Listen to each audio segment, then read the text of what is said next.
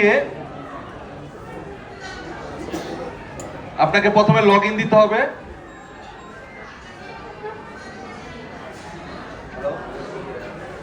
গেছো বাসায় গেছো? হ্যালো,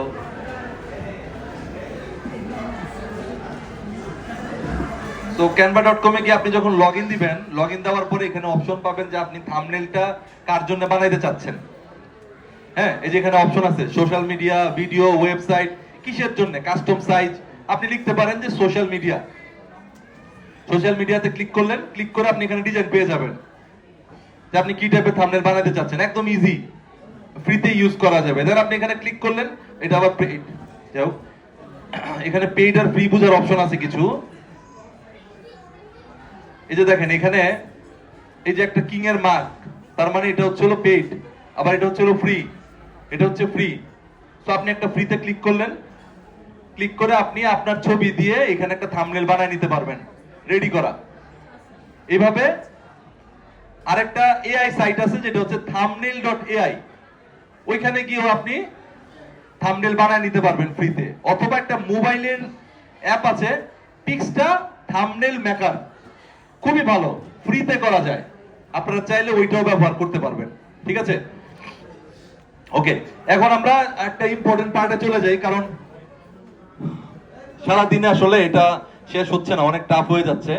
আমরা যেটা করব, আমরা এখন রাইট ম্যানেজার এবং কন্টেন্ট আইডি নিয়ে কথা বলবো, যেটা সবচেয়ে ইম্পর্টেন্ট।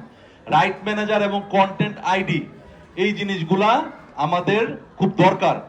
ইউটিউবে যেটা করছে, ইউটিউবে সবাইকেই এখন কন্টেন্ট আইডি অটোমেটিক দিয়ে দিচ্ছে। দ্যাট মিন্স আপনার আলাদা কোনো ঝামেলা নাই কন্টেন্ট আইডি পাওয়ার জন্য। নতুন একটা চ্যানেল আপনি, সেখানেও দেখা যাচ্ছে যে আপনার কন্টেন্ট আইডি পেয়ে যাচ্ছেন। আমরা যদি ইউটিউবে যাই, ইউটিউবে যাওয়ার পর ইউটিউব স্টুডিও দেখতে পাচ্ছেন তো, ইউটিউব স্টুডিও। ইউটিউব স্টুডিওতে আমরা ক্লিক করলাম, ক্লিক করার পরে এখানে দেখেন কপিরাইট নামের একটা অপশন, এটা সব চ্যানেলে ইউটিউবে আছে। এই কপিরাইট অপশনে গিয়ে আপনাকে নিউ রিমুভাল রিকোয়েস্ট, এই নিউ রিমুভাল রিকোয়েস্ট থেকে আপনাকে ক্লিক করতে হবে। ক্লিক করে আপনাকে এখানে বলতে হবে যে আপনার কোন ভিডিওটা আরেকজন আপলোড দিছে, এর ডিটেইলস এখানে দিতে হবে। দিয়ে আপনি ওরে কপিরাইট স্ট্রাইক দিবেন। নিচে যাবেন, গিয়ে বলবেন যে আমি এখনই রিমুভাল না হয়ে যে স্ট্যান্ডার্ড রিকোয়েস্ট রিমুভাল নাও, মানে এখনই আমি রিমুভ চাই। নয়তো 7 দিনের ওয়ার্নিং দিবেন, লিগ্যাল নোটিশ। এই এগ্রিমেন্ট গুলাকে আপনি টিক চিহ্ন দিয়ে এখানে আপনার নামটা লিখে দিবেন, শুধু দিয়ে আপনি সাবমিট করবেন। সাবমিট করলেই কেউ যদি আপনার ভিডিও আপলোড দিয়ে থাকে, সে স্ট্রাইক খেয়ে যাবে। এই সিস্টেমটা ইউটিউবের খুবই ভালো। ওকে, এখন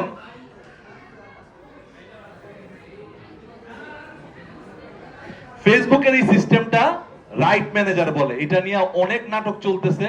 এই রাইট ম্যানেজার পাওয়ার পরেও অনেকে হারায় ফেলে, ব্লক হয়ে যায়, রিভোকড হয়ে যায়। আমার নিজেরও রিভোকড হয়েছে। And you have no idea, আমি 5 লাখ টাকা দিয়ে রাইট ম্যানেজার কিনছি।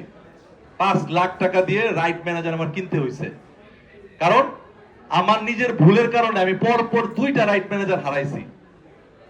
এই রাইট ম্যানেজার মানে হচ্ছে আপনি যখন ভিডিও আপলোড দিচ্ছেন, তখন সেই ভিডিওটা কপিরাইট হয়ে যাচ্ছে অটোমেটিক।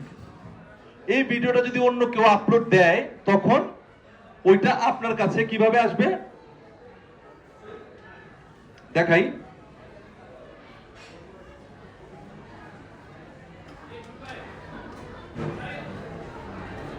এই যে দেখেন এখানে একটা অপশন আছে রাইট ম্যানেজার। হ্যাঁ, এটা সবার পেজে থাকবে না। ওকে, এটা যখন আপনি রাইট ম্যানেজারের জন্য অ্যাপ্লাই করবেন, তখন ওরা আপনার সবকিছু চেক করে ফেসবুক থেকে আপনার মেটাতে এই অপশনটা অ্যাড করে দিবেন, রাইট ম্যানেজার।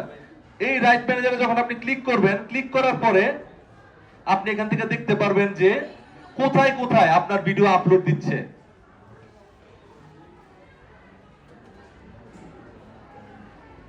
এবং কতটুকু ম্যাচ করছে, 100% ম্যাচ, এরকম কত জায়গায় আপনার ভিডিও আপলোড দিয়েছে। হ্যাঁ, এই সব ডিটেইলস এখানে চলে আসবে। দেখেন কি পরিমাণ মানুষ আমার ভিডিও আপলোড দিতেছে। ঠিক আছে, হাজার হাজার মানুষ। এবং আপনার এই ভিডিওগুলোকে তখন আপনি স্ট্রাইক দিতে পারবেন, যে ভাই আমি চাচ্ছি ব্লক করতে, ব্লক থেকে স্ট্রাইক দিতে পারবেন, অ্যাকশন আইটেমে গিয়ে স্ট্রাইক দিতে পারবেন। অথবা আপনি চাইলে আপনার পুরনো ভিডিওকে অ্যাড ফাইলে ক্লিক করে এই রাইট ম্যানেজারের রেফারেন্স ফাইলে রাখতে পারবেন। তখন আপনাকে আর কেউ কখনো স্ট্রাইক দিতে পারবে না। আসো এদিকে আসো। সো মেইন বিষয় হচ্ছে এই রাইট ম্যানেজারটা খুব ইম্পর্টেন্ট, এটা সবার লাগবে। আচ্ছা, আমাদের আরেকজন জাজ চলে আসছে আজকে আমাদের কন্টেস্টের জাজ, আমার খুব ক্লোজ ফ্রেন্ড মারুফ রহমান। আর ও হচ্ছে হলো নাটক বানায় নরমালি, সে একজন লেখক। আর ওরে দেখি আমি বই লেখা শুরু করছি। আসলে তোমার কয়টা বই বের হয়েছে এখন? 15টা।